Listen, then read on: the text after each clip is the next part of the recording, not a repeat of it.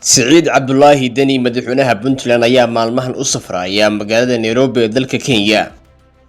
Dani ayaa halkaas kula kulmay xubno ka mid ah golaha mustaqbalka.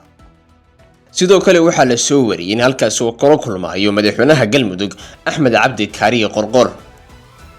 wuxuuna u qorsheenayaa inuu ku qanciyo sidoo wadabada Xasan Sheekh Maxamuud uga leexan lahaa sida madaxweynaha Koonfur Galbeed Cabdicasiis lafta gareen.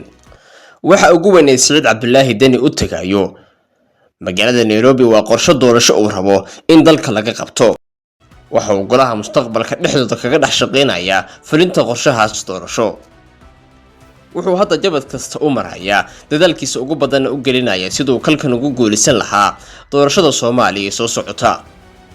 wuxuu weli isku arkaa inuu leeyahay fursad doorasho oo aad u sareysa. dhinaca kale ka hor safarkiisa ee la ku dhawaaya sheegaya inuu qorsheenayo inuu ku dhawaaqo isku shaandheyn uu ku sameynayo golaha wasiirada ee Puntland.